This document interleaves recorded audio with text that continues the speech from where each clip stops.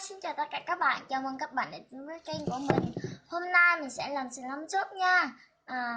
Nguyên liệu cần có của mình là để mình nói rồi. Các bạn ơi, khi mình giữa tuổi thì mình bị như thế này, bị tràn một đường nó không biết các bạn thấy không? Đây nè. Mình sẽ dùng bịch keo sữa ATM. Tại vì keo sữa này cũng đặc, không biết các bạn keo sữa nào nhé. Khó, mình sẽ bỏ nha. Tôi đựng qua lục khoáng và một chai borax keo sữa ATM đã mình giới thiệu rồi. Nước. Đầu tiên mình sẽ khuy keo sữa nha. Mình sẽ quay keo sữa camera. Không biết nó có lệch không.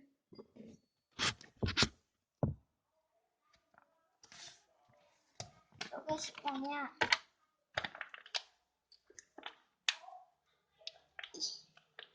Nó cứng á. Mình sẽ đi tìm kéo nha. Kéo ơi em ơi, ở đâu rồi?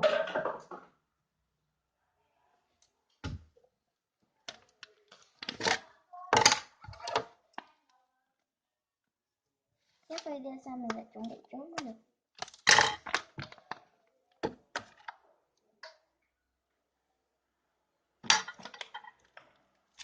Mình sẽ cho một ít thôi.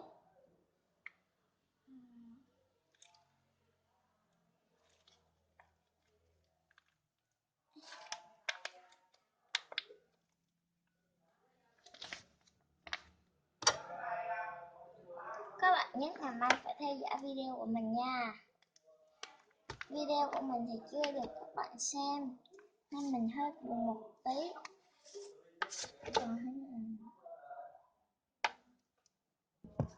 Mình cho một lượng nãy mình biết sốt của mình. Mình sẽ cho nước một lượng ít thôi đúng không các bạn? Cho từng đó thôi. Khuấy lên, khuấy lên, khuấy lên. Màu đỏ trộn với màu này ra màu tím vậy không ta? Cứ làm thử nha, nếu mà sai thì thôi.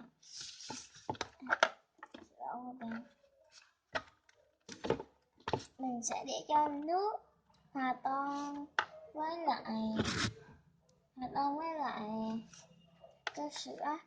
Hồi xưa keo sữa nào mình không quen mùi cho lắm, nhưng mà hôm nay mấy ngày này mình đã quen rồi.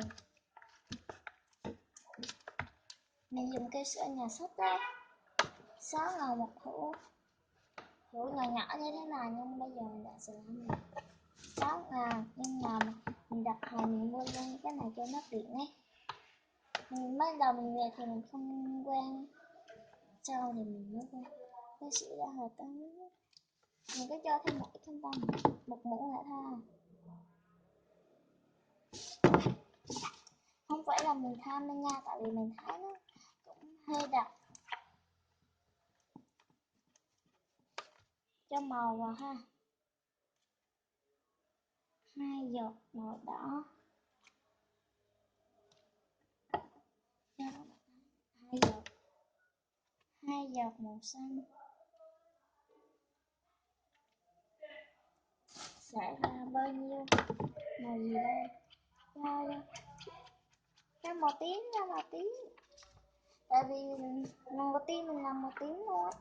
Không, có một lần mình đã làm rồi chứ, nhưng mà không thành công.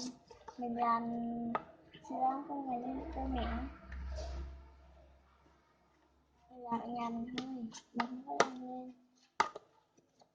Nếu thành công thì mình mới đăng. Mình sẽ cho thêm màu nha.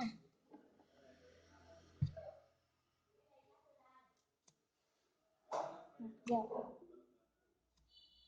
Màu của mình thì nó vẫn còn nhiều.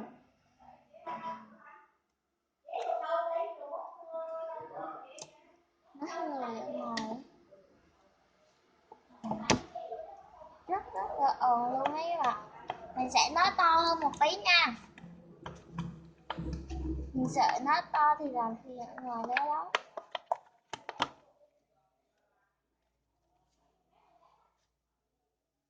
Có dính gì không ta? Dính nước ấy. Mình sẽ khuấy đều lên nha. Mới khuấy mà 5 phút mới nè. Mình xíu nữa mình mới kêu các bạn ơi. Xíu nữa mình bỏ sốt và chiều mình bỏ luôn. Hay là chiều mình bỏ luôn cho nó khỏi văng sốt thì các bạn. Chiều mình sẽ đổ vào luôn nha. Cái keo mà nó dính lên sốt nên mình sẽ cho một nhiều sốt một chút. Coi chừng nhiều. Khuấy đều lên. Nhà mình đang cúng đấy.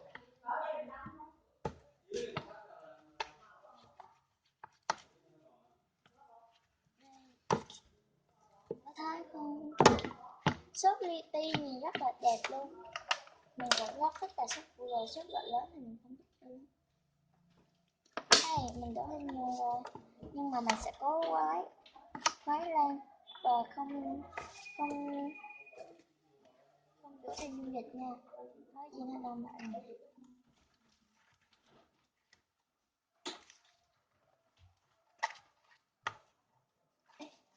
Đông lại rồi nha các bạn. Cố khuấy mở tay nhá. Khuấy ra xíu bằng mở tay rồi.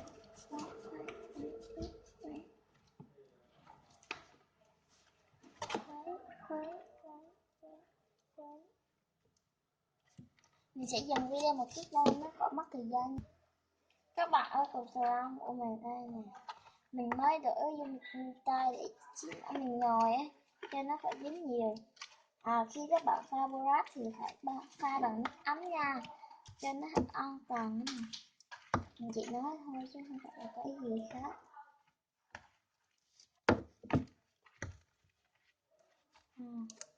Mình sẽ cho thêm một tí. Mình mới pha bữa nữa mà nó nhanh hết kịp chứ. Mình làm thử thách với bọn Yến nhé. Một bát ấy, xong đổ và đóng luôn.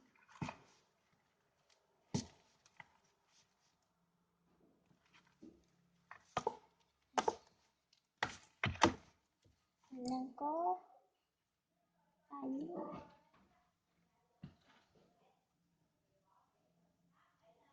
mình sẽ đặt salad này tên là hormone sốt là tên gì ta? Hormone sốt thì hormone cà rồng.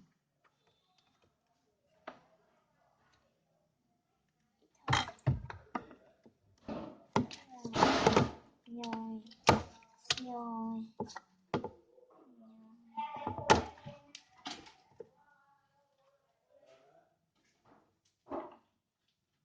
sẽ dùng ngón tay út của mình dừng nha.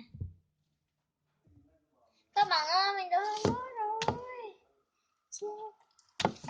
Khi mình đổ hơi lố thì mình sẽ dùng luôn hai cái bàn tay của mình ở trên ngầu. Video cũng hơi dài rồi các bạn. Mình sợ nó sẽ dừng lại dở. Nếu mà nó dừng lại dở mình sẽ qua phần 2 nha. Mình sẽ cố gắng ủng nhắn video cho các bạn. Nếu mà các bạn không muốn xem clip này thì tôi nhanh tới 10 giây được. Các bạn ơn máy thì thật là hơi cứng rồi nè. Mình sẽ đổ nước dung dịch đi các bạn, được không?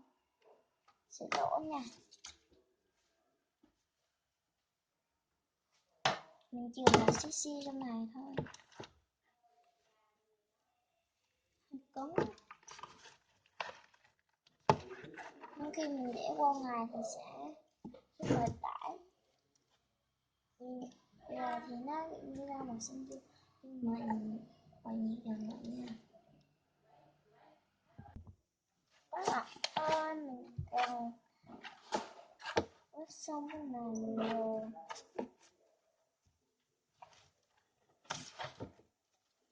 đây cũng đã sạch rồi ha.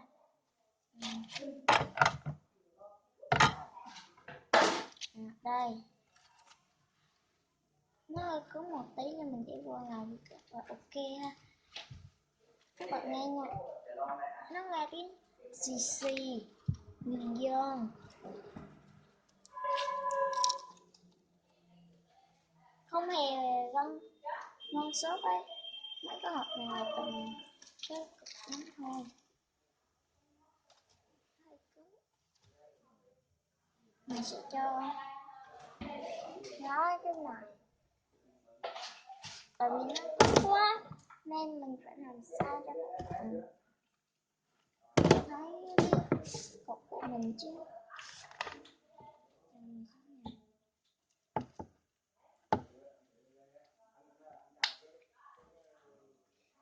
Nghe cục bật nhìn màu cũng mới luôn.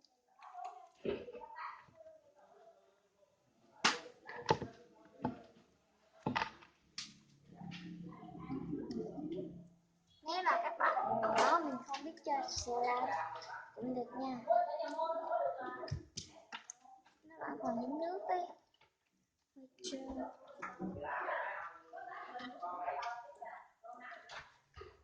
Giòn quá, nghe rất là đã tay. Wow, đã quá. Nó trơn quá. Cái nó còn lại các bạn ơi, cái mũi thì vẫn còn dính rất luôn cái mũi này.